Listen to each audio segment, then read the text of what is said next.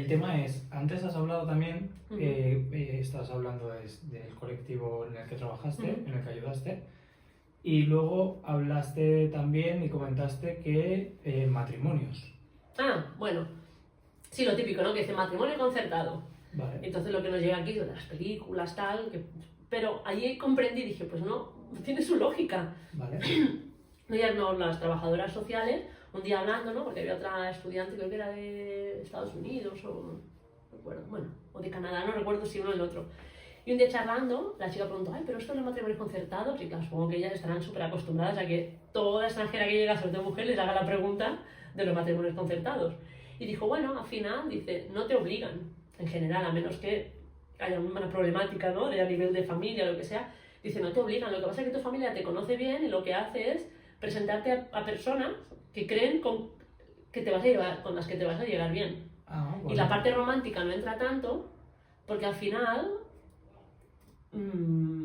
Miran por un estatus o es por un bienestar, ¿no? por un estatus, bienestar, o que te lleves bien, o que funcione el equipo, Claro. por así decirlo. Claro, Y es que aquí era así hasta no hace tantos años. claro. Lo que pasa es que la romantización, ¿no? A partir de todo el tema romántico, es como, no, y bueno, de repente más efectivo.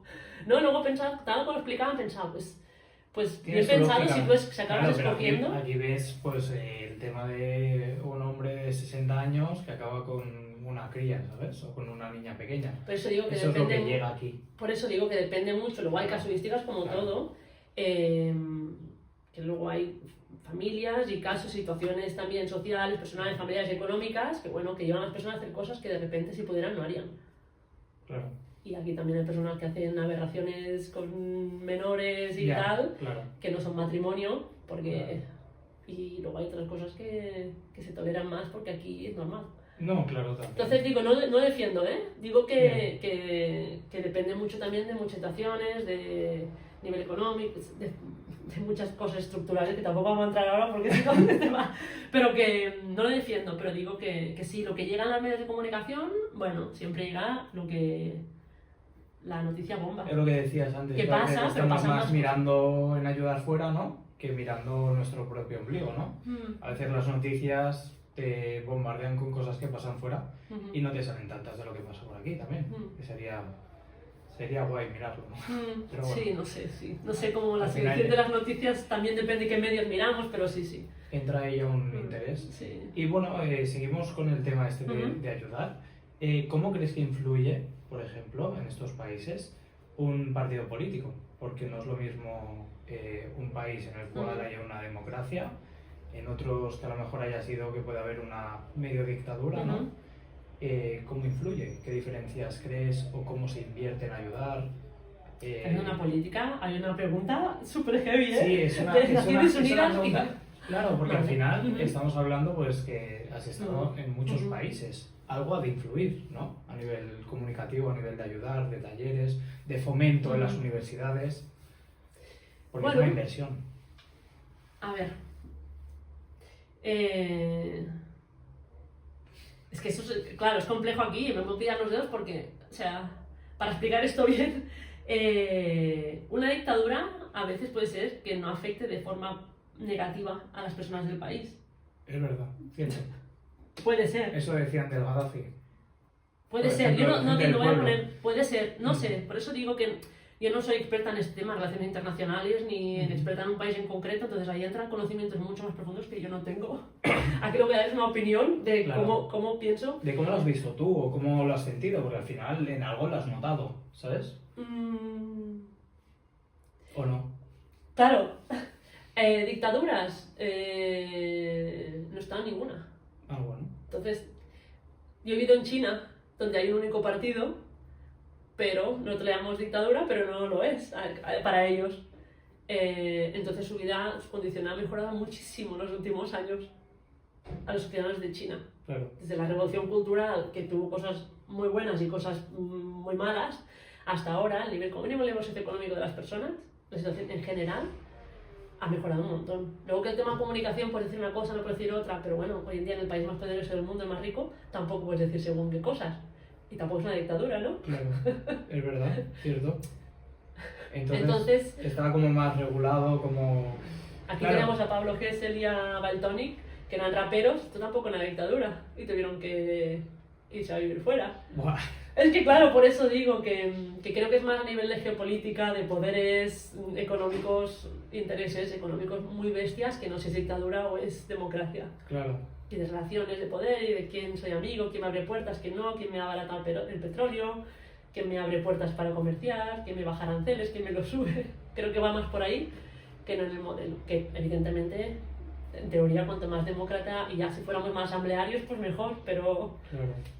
pero que no sé hasta qué punto solo eso define la calidad de las vidas de las personas de un país. Bueno, vamos a seguir con tu historia, porque al final dices que en el 2018-2019 Sí. estás en China viviendo. Ujú. Claro, el tema del confinamiento te pilla allá, supongo. No, aquí pilla. Ah, ya te pilla acá. Sí. Y estuviste en otro sitio también, me dijiste que de China no viniste directamente aquí, pasaste por otro país. Estaba trabajando en la universidad y me ofrecieron irme a trabajar a China, ¿no? Como delegada allí para decir, bueno, para entender, para ver qué tal las relaciones con universidades, para que vinieran para hacer investigación, bueno, todo lo que hacen universidades, ¿no? Con China y un poco Asia y la universidad que estaba aquí. Entonces eso fue en el curso académico 2017-18, pues de septiembre a julio, ¿no? Septiembre de 2017 a julio de 2018. Me ofrecieron quedarme otro año. Y la verdad es que a mí mi día a día me gustaba un montón. O sea, mi día a día ahí en la ciudad donde estaba era chulo. Y el trabajo tiene cosas que a nivel de funcionamiento pues son muy diferentes. Pero también la verdad es que me trataron súper bien y fue bien. Pero dije, bueno, como no es el lugar, prefiero quedarme, dije, no es el lugar donde quiero estar. Y ahora me veo en el momento de decir, tengo la valentía de decir, no, me voy a hacer autónomo. Wow. Y dije, tengo que aprovechar este momento. Porque llevaba con muchos años Claro. queriendo hacerlo. Entonces había un momento en que podías compatibilizar con el paro, con empezar a ser autónomo. Claro. Por la edad que tenía todo, dije, bueno, pues lo aprovecho, cuando se haga el contrato, digo, bueno, pues lo aprovecho y lo hago así, puedo arrancar, lo que implica arrancar un proyecto que sea sostenible, porque proyectos podemos arrancar 5.000, pero que te dé para vivir, ¿no? ¿Cómo fueron tus inicios? Vamos a hablar de eso, que al final arrancar algo y tan complejo al final, o tan abierto al mundo, porque al final... Sí, y que no estaba definido del todo, ¿no? Que empezó a definirse. En 2017-18 fui a China, y luego ya cuando llegué en octubre, en noviembre de 2018, no recuerdo, fue cuando empecé, ¿no? Me vine aquí un mes para ubicar cosas, temas papeleo, cerrar cosas y tal, y luego en noviembre me fui ya a República Dominicana. 4 meses, como era construir el proyecto, que la idea era que fuera todo online, ¿no? Dar formación online, todo tema de acompañamiento intercultural online, o de preparación de viajes o de grupos que querían viajar, pero más a nivel de universidad o de ONGs, ¿no? Pues grupos de voluntarios, grupos como con un objetivo concreto, pero era como muy abstracto porque en aquel momento lo online era como, eres un holograma, no, te queremos aquí en persona. Antes de la pandemia, Claro. lo online, ahora es como trabajar remoto un día, 2 o todo, es Claro. como más normal, ¿no? Ahora Trabajas sale en la mal. oficina o remoto, ¿no? Vale. Antes de la pandemia, ya te digo yo que al menos en tema formación o consultoría era como no, si no estás en una oficina no trabajas, y es como sí, incluso puedes trabajar más porque tú te concentras, no hay... Que la parte social está muy chula, a mí me gusta, pero claro, depende de qué hagas, pues si estás sola, 4 horas son 4 horas, no son 4 horas de café, de charlar, bueno, Claro. no digo que se produzca más o menos, digo que es distinto, ¿eh? Entonces ahí fue como ir creciendo, vale, pues empiezo con esta línea, más acompañar a personas que quieran organizar viajes, vi que no funcionaba mucho porque venía mucha gente con mucha problemática psicológica, y digo, yo no soy psicóloga, y yo creo que en este problema primero solucionarlo en casa y luego ya viajas. Claro. No te vayas con la problemática a otro lugar donde puedes tener un problema too heavy y que además eso signifique más trabajo a dónde vas. Claro, porque al final si tú te vas con tus problemas de aquí y te vas a otro país donde también tienen problemas, te puedes recordar a lo tuyo, o no puedes estar al 100% No, tampoco. un país sin problemas. Si tú te vas con problemas, los problemas más lejos son más intensos. No, claro. Entonces puedes estar en un contexto que te tratan súper bien, que no hay problemáticas, pero si tú tienes alguna historia es posible que a 3.000 kilómetros de tu casa, Es más difícil de gestionar. ahí está, todo es más intenso. Claro. Todo es más intenso. Lo bueno es muy intenso porque tienes momentos de picos de... es como el tema de la adaptación cultural, y tiene pico muy intenso, tienes picos intensos para arriba y para abajo.